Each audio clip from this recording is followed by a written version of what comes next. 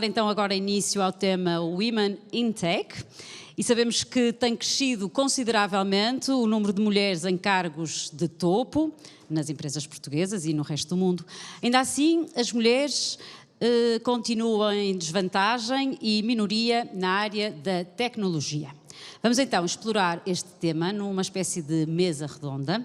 Vamos nos sentar nestas cadeiras e por isso, para me fazer companhia, eu vou chamar ao palco o Pedro Aguiar, é CEO da AH Business, é professor, autor de diversos livros, tem acompanhado o tema das neurociências e tem experiência de gestão de várias empresas. Pode sentar-se, Pedro, suas e dos que recorrem a si para criar e fazer crescer as empresas.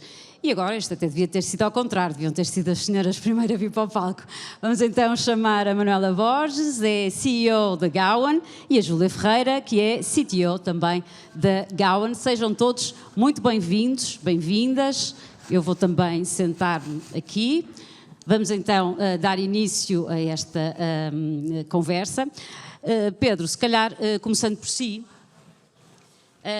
eu comecei por dizer que as mulheres de facto têm vindo a conquistar lugares de topo nas empresas portuguesas.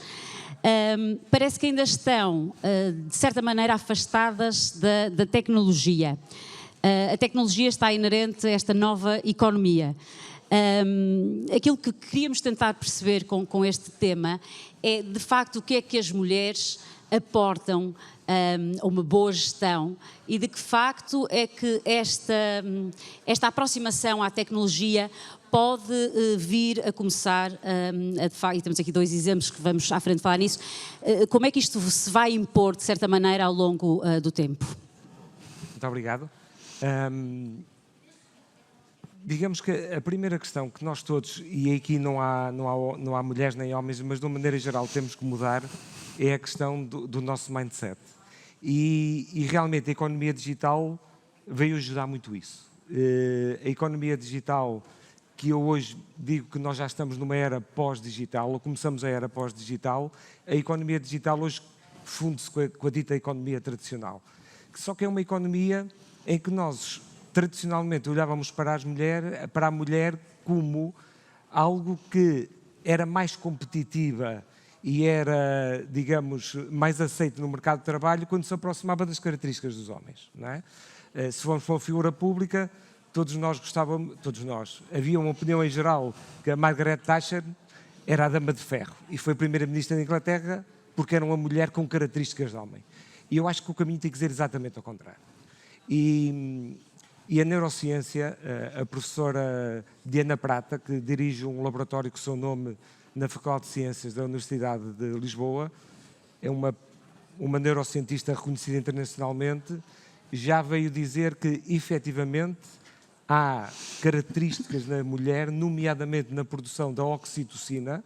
O que é a oxitocina? É um neurotransmissor que está muito presente na mulher na altura da amamentação, da gravidez, mas que é fundamental para a empatia, para criar relacionamento. E a mulher tem realmente em concentrações muito maiores que o homem. Portanto, o que é que as mulheres têm que fazer? Têm que se deixar ser elas próprias.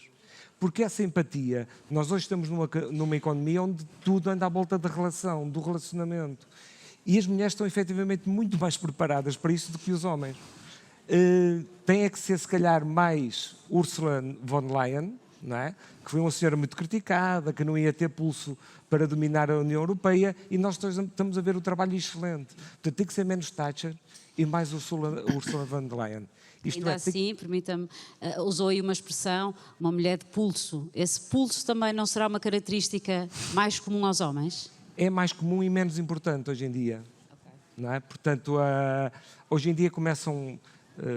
nós temos pouco tempo, mas começam a aparecer coisas muito interessantes. Os sociólogos hoje admitem perfeitamente que a passagem do homem nómada para sedentário não tem nada a ver com a agricultura, não tem nada a ver com a alimentação, tem a ver com a necessidade da relação. Devia ser uma chatice andar toda a vida, andar sempre com as mesmas pessoas. E, portanto, foi essa necessidade de relação. E as mulheres, e reparem, aqui não é uma questão de opinião, a ciência que nos diz é as mulheres em funções onde é preciso empatia, onde é preciso algum enquadramento emocional, estão melhores preparadas que nós. Deixando aqui um dado para passar a palavra, neste momento nos Estados Unidos, mulheres abaixo de 30 anos, cidades como Nova York, Los Angeles e Washington DC já têm uma remuneração superior aos homens nas empresas. Portanto, eu acho que isso pode ser o começo de algo que eu acho que é muito relevante, que é a relação tem que se sobrepor-se à transação. Nós tivemos sempre na mentalidade da transação. Quanto é que tu vendes? Qual é a dimensão da tua empresa? Quanto maior, melhor. Isso é o paradigma que tem que acabar. As empresas não são só isso, obviamente. Exatamente. Isto é uma transformação quase cultural, digamos assim, com muito peso da história. Podemos afirmar que vai levar muito tempo até que tudo aquilo que estamos a ouvir, que o Pedro está a dizer, de facto se torne uma realidade. Vai, porque tudo que é cultural demora a passar. Eu tenho muita esperança numa geração que é a geração Z, não é? Nós metemos duas gerações dentro daquilo que chamamos os millennials. Metemos a geração Y e a Z. A geração Z, que são os miúdos que têm hoje até 20 anos, eu acho que é na altura deles que vamos dar o salto definitivo, não é?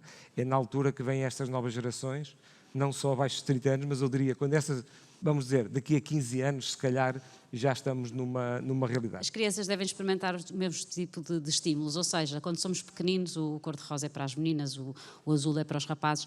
Isto vai moldando estas tais diferenças, ou seja, a infância é uma fase crucial para acabarmos com estes caminhos quase distintos entre homens e mulheres. É absolutamente... Mantendo as características de homens e mulheres que somos diferentes. Claro, e tem que começar pelos pais e tem que começar pela sociedade, não é? Aquilo que eu dizia no início, muito mais importante do que discutir planos estratégicos, do que discutir a visão que nós temos para um país, muito mais importante disto é, em primeiro lugar, mudarmos a nossa mentalidade. E nós só mudamos as empresas, só mudamos o trabalho, só mudamos a nossa vida quando conseguimos realmente reformatar a nossa cabeça e mudar essa mentalidade. E isso, quanto mais cedo começarmos, melhor, não é? E é uma tarefa de todos, é uma tarefa de quem é pai, de quem é mãe, de quem não tem filhos, mas é uma tarefa de todos. Bom, vamos agora passar então aqui às meninas. Vamos falar um bocadinho da Gowan, é uma empresa de engenharia e tecnologia, é gerida por duas mulheres, tínhamos que dar razão aqui ao tema, não é? Mulheres, lá está, que entraram num mundo, e se olharmos para a realidade portuguesa, isso é muito vincado, o mundo usualmente masculino. Com a vossa presença aqui, com a criação da vossa empresa, percebemos que esta predisposição está naturalmente a mudar. Queria ouvir, podemos começar pela Manuela, como é que começa e como é que tomas esta decisão de quase arriscar num mundo, lá está, maioritariamente masculino? Sim, eu acho que o início foi a universidade, não é? Eu fui para um curso que é maioritariamente homens, engenharia civil. Na minha turma não era metade, nem tão pouco mais ou menos. Mesmo antes disso, a minha turma do secundário eram 3 mulheres, eram 25 pessoas, por isso eram muito poucas mulheres. Só que eu fui para a engenharia civil porque eu queria construir casas, não é? Que é o que os homens fazem, entre aspas. Entretanto, a decisão de sair foi porque não era a minha visão da minha vida, não era trabalhar para alguém, e sempre quis ter algo meu, independentemente de ser mulher ou... Eu acho que, no meu ponto de vista, eu nunca pensei muito nessa diferença. Eu sempre fui muito... Eu faço o que eu quiser, não é por ser mulher que isso me vai impedir de fazer seja o que for. Com características femininas, ou seja, exatamente, também sim. Temos aquela ideia de, se calhar é uma Maria Rapaz, e estou a usar uma expressão muito simpática, porque há expressões muito piores e que são muito associadas a mulheres que optam simplesmente por caminhos mais associados aos homens, mas são apenas isso. Era uma coisa natural em ti. Sim, e eu acho que tem os dois benefícios. Eu acho que nós temos que aceitar os benefícios que os homens trazem e que as mulheres trazem. E neste momento o problema de muitas empresas, e eu e a Júlia vemos isso todos os dias, porque a nossa área de segurança contra incêndios são homens, só homens, e a organização que nós temos na nossa empresa, o que nós achamos importante, o planeamento, a relação com os clientes, os nossos parceiros não têm mesmo. E nós vemos que isso é um problema na empresa deles, porque eles meio que estagnaram, porque não conseguem ir além, não têm aquela mentalidade e não têm uma perspectiva diferente. então estagnaram no sítio onde estão e são empresas que podiam ser muito grandes, podiam ter um desenvolvimento muito grande, mas não têm, porque lá está, não têm a perspectiva dos dois lados, então têm a perspectiva fixa de... Uma coisa que nós notamos muito é que o cliente tem sempre razão, sempre. É uma perspectiva que eu não sei se é homem, se é mulher, mas tem muito essa perspectiva e não, meio que não dão importância ao futuro ou a saber onde é que a empresa vai chegar, o que é que nós queremos, enquanto que nós, talvez por sermos mulheres, planejamos tudo, certo? Temos Excel para tudo, temos tudo planeado, sabemos o que é que queremos Quando fazer. não há Excel, está na cabeça. Exatamente. Sabemos as tarefas todas. Sabemos o que é que temos que fazer hoje, amanhã, daqui a um ano, nós sabemos. O que não é tanto a realidade de um homem, é mais no agora, na minha opinião. Pedro, isto é uma realidade absolutamente verídica. As mulheres têm também, para além daquilo que o Pedro disse há pouco, têm esta capacidade de projeção quase a longo prazo. É uma característica também muito feminina e, mais uma vez, que pode aportar benefícios, grandes vantagens às empresas. Claramente. Nós, à medida que vamos estando no mundo que é cada vez de uma mudança mais frequente e contínua, mais importante nós pensarmos no médio e longo prazo. E muitas vezes realmente há esta inversão, não é? A questão, desde de coisas tão simples como porque é que as tatuagens, de repente, toda a gente começa a fazer tatuagens. Porque no mundo onde as minhas referências mudam todas, onde toda a realidade é mutável, eu necessito de alguma coisa que me seja mais ou menos permanente. E a mulher tem de longe essa característica, mais digamos, avançada que nós. Também há uma justificação biológica para isto. Tem a ver com a testosterona, tem a ver, neste caso, com a parte da hormona, em que as mulheres têm testosterona, ao contrário do que muitas vezes se diz, mas o homem tem uma concentração 30 ou 40 vezes maior. Claro. E isso dá-lhe um foco, ele tem que gastar energia quase no imediato, não é? E há uma coisa que eu não tenho dúvidas nenhumas, e aqui as nossas colegas que estão aqui sabem isso muito bem, isto das empresas é uma guerra de longo prazo. Ninguém vai, quem quiser ficar rico amanhã, quem quiser ter uma empresa amanhã, tem que se dedicar a negócios menos lícitos, não é? Isto cada vez mais é um jogo infinito. Isto não é um jogo que vai acabar amanhã.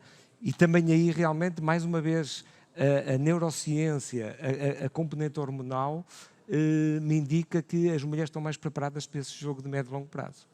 Júlia, vamos lá ouvir então o que é que tu tens a dizer sobre esta questão e de que forma é que tu também encaras este mundo onde estás e de que forma é que as mulheres têm a mesma capacidade de entender as empresas, o funcionamento e interessarem-se pela tecnologia e por todos os avanços digitais que estão a ocorrer no mundo, que passa tão depressa agora, não é? Eu acho que nós temos que ir um pouco mais longe. Eu vou contar um pouco, muito rapidamente, sobre a nossa história. Eu trabalhei em algumas empresas e sempre tive chefes homens na área da engenharia e da arquitetura. E quando eu resolvi abrir uma empresa e conversei com a Manuela e nós decidimos abrir uma empresa, nós tivemos também aquelas pessoas que falavam: nossa, mas vocês são duas meninas.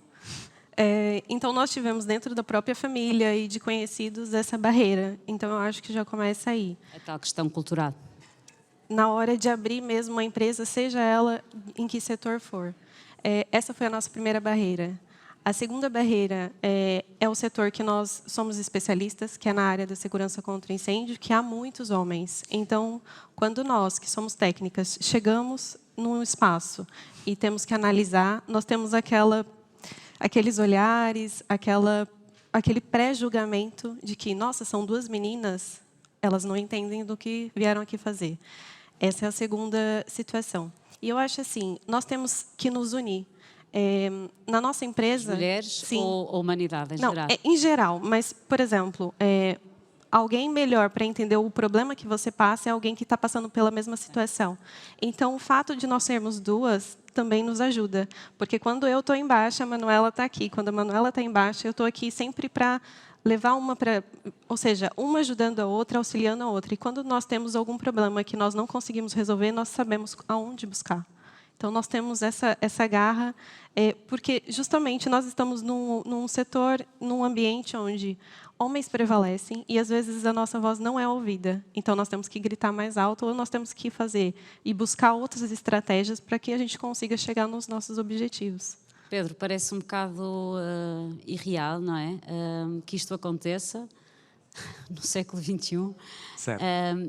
Sentirem-se olhadas, questionadas pela qualidade. Será que sabem? Será que não sabem? Se calhar não percebem nada disto. É mesmo uma questão social e de preconceito. Exatamente.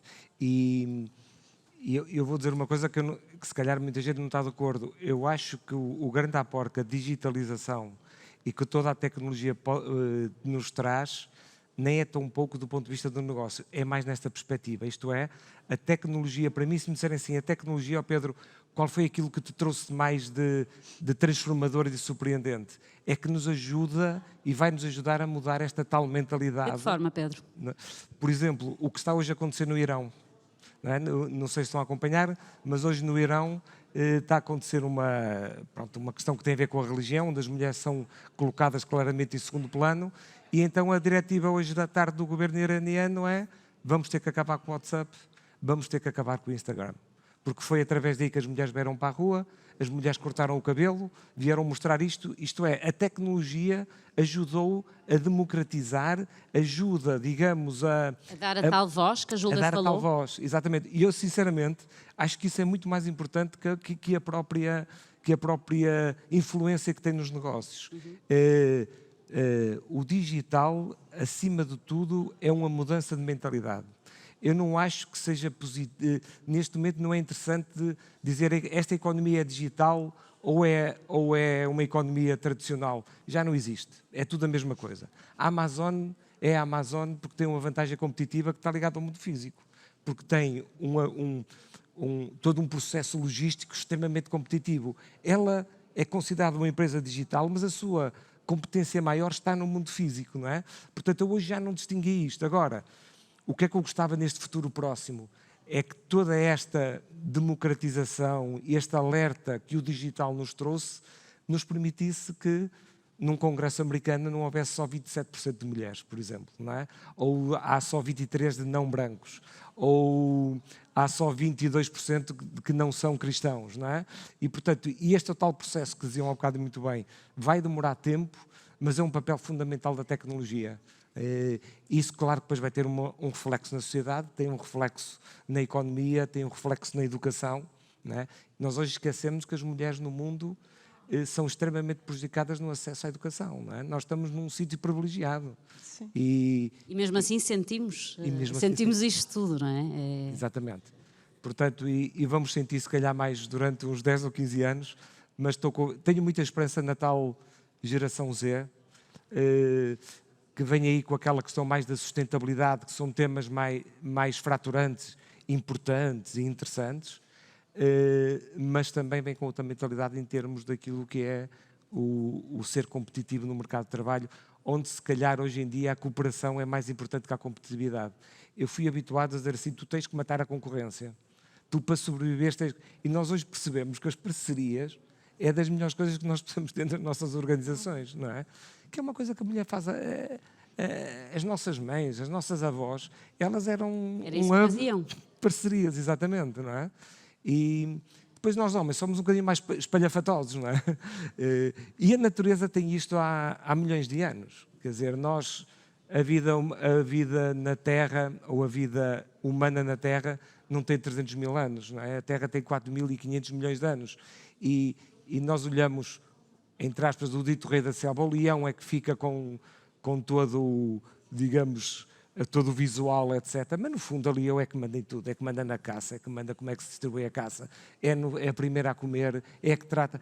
Portanto, e a natureza já resolveu isto. Nós, infelizmente, os seres humanos andamos para trás. Não é? Porque se nós olharmos, se calhar, mais nessa perspectiva, nós temos... Olhando para a natureza, nós vamos perceber também qual é o nosso caminho, não é? E nós temos nós seres humanos, homens ou mulheres, temos uma coisa muito importante que é o DNA, que é um património genético que vem desde os primórdios e que e que nos deve levar a olhar mais para estas coisas. E hoje, quando as pessoas querem tudo mais simples, quando as pessoas se dedicam à meditação, quando as pessoas se dedicam a tipo de tarefas que aqui há uns anos atrás era só para alguns esotéricos, não é? É esta necessidade, quando dizem, eu tenho que procurar um significado para a minha vida, não é? O procurar o significado à nossa vida é isso, vamos voltar àquilo que é o base, àquilo que é simples, porque nós complicamos muito, efetivamente, aquilo que nós somos e a nossa vida. E pronto, eu tenho muita esperança realmente que neste processo, claro que as redes sociais têm coisas más, mas também têm coisas boas. Tem esse lado. Tem esse lado. Esta descomplicação, e para terminar, dar a palavra outra vez à Manela e à Júlia, esta descomplicação que o Pedro falava, no fundo foi aquilo que vocês fizeram, seguiram a vossa natureza, independentemente das críticas, até de alguma a própria família, que é muito doloroso e complicado. No fundo é isto, é acreditarmos naquilo que somos, naquilo que gostamos e marcar um lugar, uma presença. Eu acho que temos que nos rondar por pessoas que nos ajudam, não pessoas que... A primeira coisa, quando alguém vai com uma ideia a outra pessoa e a primeira resposta dessa pessoa é negativa, não voltem a essa pessoa com a ideia. Ou então, se for uma pessoa querida, se for o marido, ou se for a namorada, ou se for a mãe, peçam à pessoa, antes de dizeres algo negativo, diz uma coisa positiva antes, porque isso faz toda a diferença, porque nós somos, há aquele ditado que nós somos as 5 pessoas com quem nos damos mais. E se essas 5 pessoas são pessoas negativas ou que nos deitam abaixo, então vai ser 100 vezes mais difícil nós fazermos aquilo que queremos e alcançarmos a vida que queremos. Mesmo que essa vida no futuro beneficie essas pessoas também. Essas pessoas não conseguem ver da forma como nós vemos. Têm uma visão muito mais limitada do mundo do que a visão que nós temos para nós mesmos. Então, ou arranjar outras pessoas que digam, não, tu consegues, tu arranjas forma, ou então chegar ao pé da pessoa com compaixão e dizer, antes de me dizeres algo que me vai deitar abaixo, que é um balde de água fria, diz, não, ok, isto é bom. E depois então diz as coisas que achas que vão correr mal, que às vezes até ajudam. Nós temos essas pessoas na nossa vida que nos dizem tudo o que vai correr mal. Nós temos essas pessoas. Todos temos essas pessoas. Exatamente. Então, e às vezes é benéfico, porque é bom ter a perspectiva de várias pessoas, não é? É essa a questão. Nós todos juntos conseguimos todos alcançar aquilo que queremos. Não precisamos de ser sozinhos. Sozinhos, ok, nós conseguimos vencer, mas não vamos tão longe. Então, é apoiar umas pessoas às outras. Ninguém vai perder porque a outra ganhou. Podemos ganhar todos. E não deixar uma frustração ou uma situação negativa fazer com que você queira avançar sempre. Foi isso que a gente fez. Mesmo com todas essas dificuldades, nós vimos ali um problema naquilo que nós fazíamos, nós falamos, ok, podemos fazer melhor. E foi aí que a tecnologia entrou para nos ajudar nos processos que nós já fazíamos de uma forma que todas as outras pessoas já faziam. Então, é não deixar essas situações te deixar para baixo e sempre querer avançar e querer fazer o melhor dentro daquilo que você se propôs a fazer na empresa.